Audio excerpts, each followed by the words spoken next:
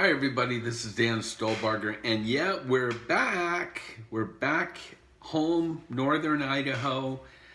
This is a Middle East update for the week of April 10th, and as you can see in the PowerPoint slide, make sure you get that, by the way, on our website at holygroundexplorations.com.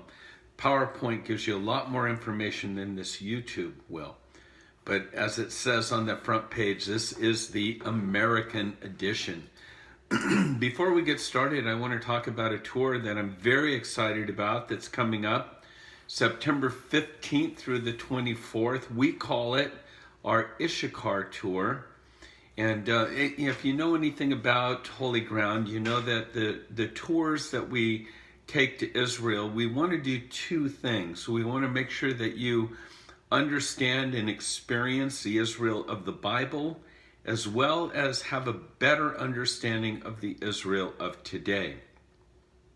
Our revealing Israel is weighted a bit more towards the Israel of the Bible, while our Issachar tour that I'm talking about right now is a little bit more weighted about the Israel of today. Both, you're going to get both on both tours, but it's just sort of the different type of weight. The name Issachar, the reason we call it that is because it's said of the tribe of Issachar is that they understood the times and they knew what Israel should do.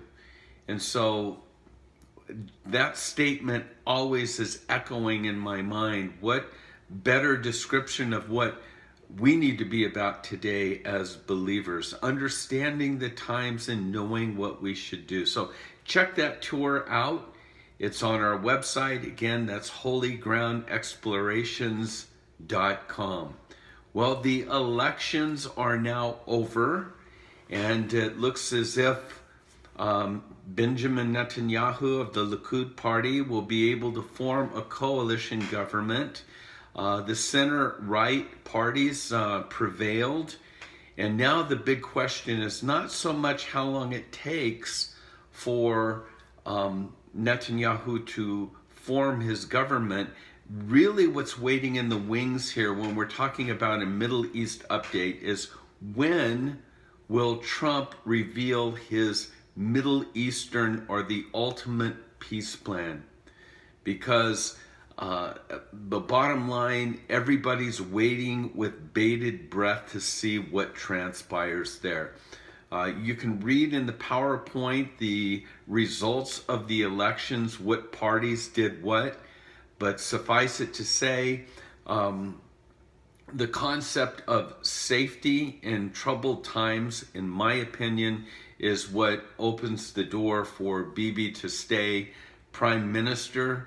We'll have to wait and see whether he annexes the West Bank as he said he was going to do. And of course, all of this that's going on, we're waiting to see what the results are going to be from the Palestinians. And so you can read about that. Getting back from Israel just a few days ago, Sharon and I are still a little bit jet lagged. And I thought I'd read this to you because I wrote it on the plane on the way back. And I said, sitting on the plane, I call this Dan's musings. I said, I'm sitting on a plane wondering what will happen over the next few weeks. There are so many possibilities from war with Gaza. And in this update, you're going to get information on the latest in Gaza. War with Gaza, with Syria, with Hezbollah, all on the horizon. And we might as well throw in the major sponsor of terror these days.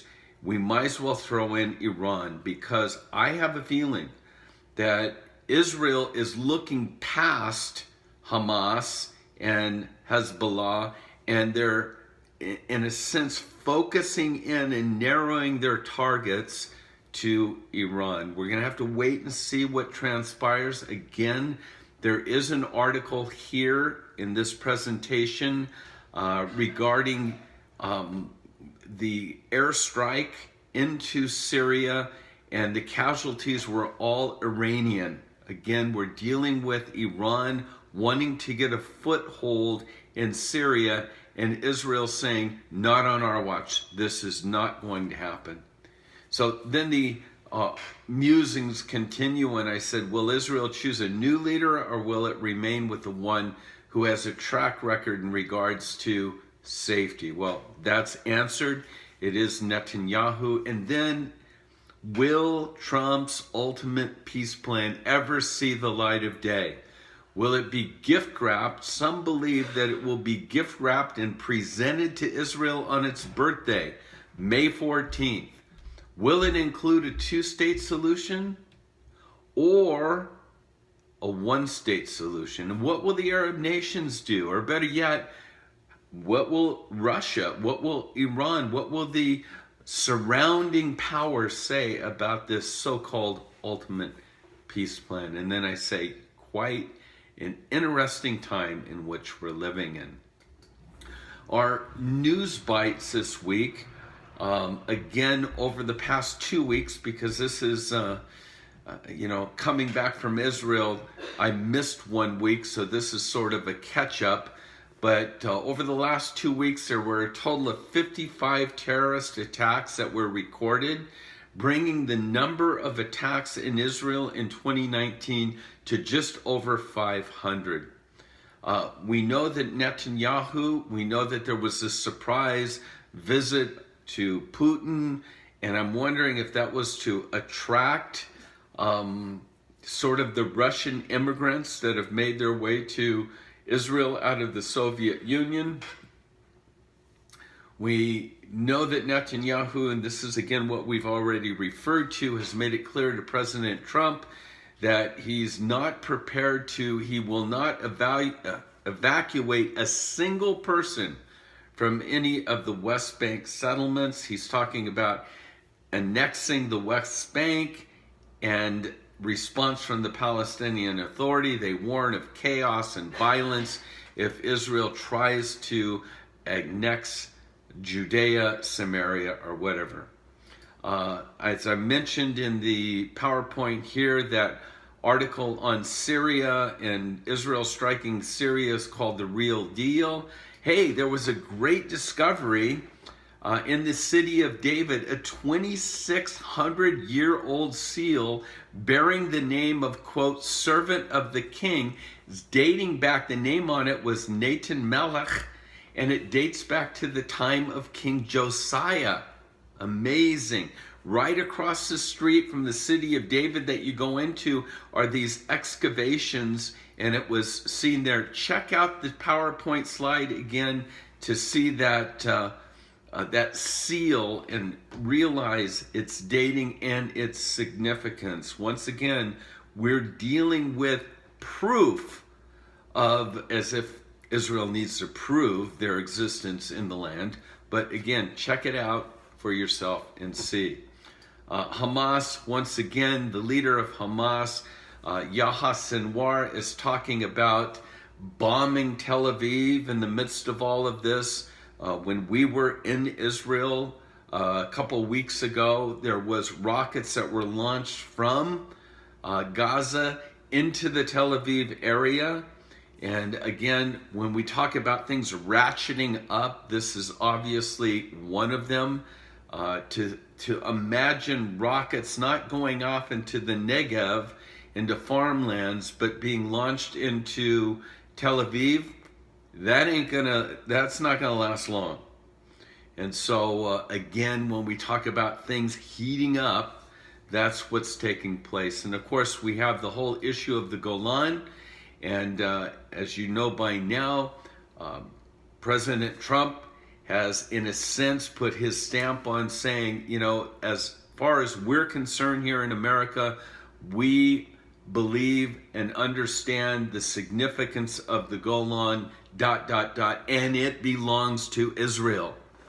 And so, again, in light of all that, Assad has sworn to retrieve every grain of dirt on the Golan and return it to Syria. Well, we're going to have to wait and see about that. There's an article here about the Trump deal. Is it dead? Is it alive? What's going to happen? Next week, we'll talk a little bit more, because more and more is starting to be leaked. And I really don't want to talk about this until we have more information. But what I know at this point in time, or what I believe that has been leaked, is that this Trump deal is probably going to be more of a one-state solution than a two-state solution. I just read today about Mike Pompeo denying to recognize the existence of a Palestinian state. So we're going to have to hold on and see what's developing once Netanyahu now secures his government. Again, once the Trump peace plan is given, and then what will the reactions be of Jordan, of Saudi Arabia, of Lebanon, of Egypt? That's going to be, in my opinion, the proof or the determination of whether this peace plan will have any kind of legs or any possibility at all. So stay tuned. Again, we're glad to be back. We're going to now be doing these YouTubes weekly until we're back in the land of Israel, and that will be in June. So again, check out our Issachar tour. God bless you, and remember to be praying for the peace of Jerusalem. Shalom.